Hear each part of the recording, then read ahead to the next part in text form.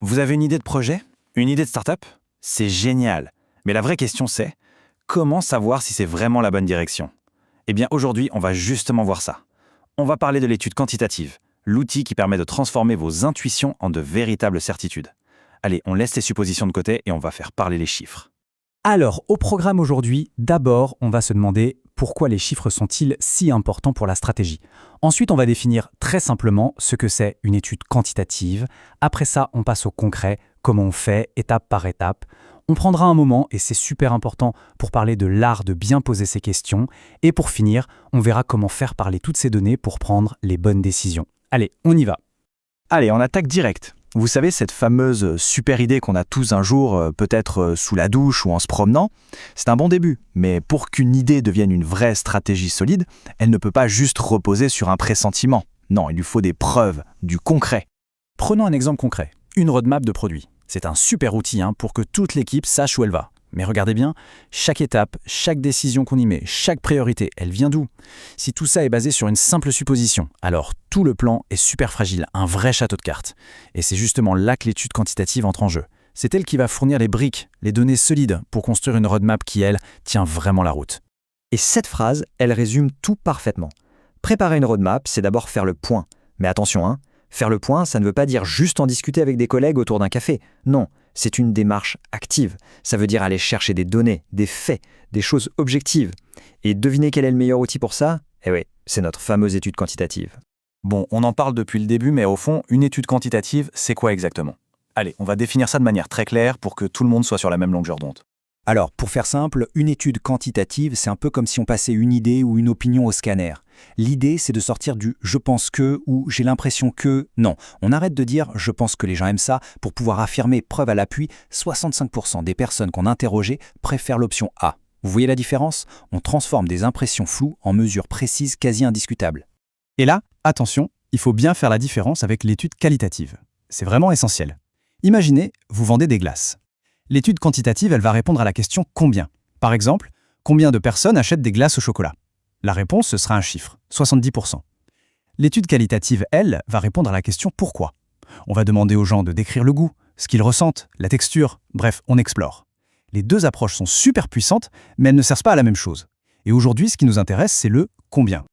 Ok, maintenant qu'on a bien défini les choses, passons à la pratique. Comment ça se construit, tout ça?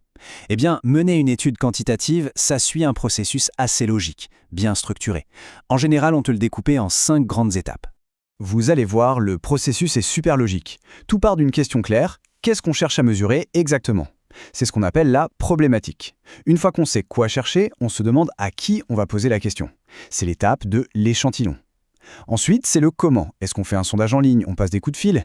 Quand tout ça est calé, hop, on peut lancer l'étude, récolter les réponses.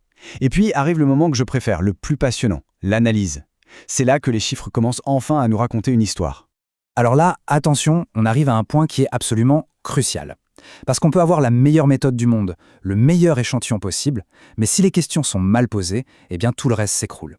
C'est vraiment comme construire une maison sur des fondations qui ne sont pas solides. Donc voyons ensemble comment on peut éviter ce piège. L'objectif, il est simple en fait. On veut obtenir un avis qui soit le plus clair et le moins influencé possible. Il faut imaginer que chaque question est comme une fenêtre parfaitement propre qui nous montre la réalité telle qu'elle est sans la déformer. Parce que si la question est biaisée, si elle est orientée, c'est comme si on regardait à travers une vitre sale ou teintée et là forcément on ne voit plus la vérité. Regardez cet exemple, c'est vraiment parlant. La question vague. Utilisez-vous les bacs de tri? La réponse c'est oui ou non. Bon, un oui ça nous apprend pas grand-chose en réalité. Maintenant, regardez la question ciblée. À quelle fréquence utilisez-vous les bacs de tri? Et là, les réponses possibles sont tous les jours, plusieurs fois par semaine, etc. Ah, là, ça devient hyper intéressant. D'un coup, on a de la nuance, de la précision. On passe d'une info toute plate à une donnée vraiment riche, qui nous permet de comprendre un vrai comportement et surtout d'agir. Allez, on arrive à la dernière ligne droite. Et c'est peut-être l'étape la plus gratifiante. C'est le moment où on va transformer cette montagne de chiffres bruts en quelque chose qui a du sens, en de vraies informations utiles. En général, ça se passe en 3 temps.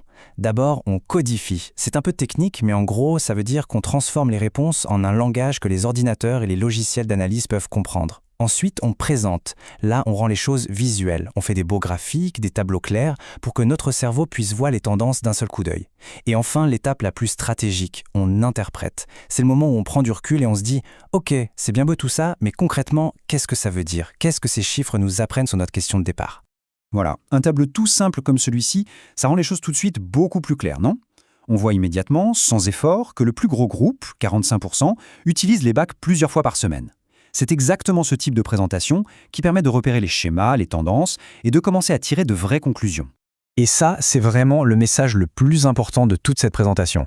Une étude quantitative, ça ne doit jamais s'arrêter à un joli graphique ou à un rapport qui va prendre la poussière sur une étagère. Non, sa vraie valeur, sa seule valeur, c'est quand elle se transforme en action. L'analyse doit toujours aboutir à des recommandations claires et actionnables. Quelque chose du genre « Ok, vu les chiffres, voilà ce qu'on devrait faire ». C'est seulement à ce moment-là que les chiffres ont un véritable impact. Et pour finir, j'aimerais vous laisser avec une question à méditer. Pensez à votre projet actuel.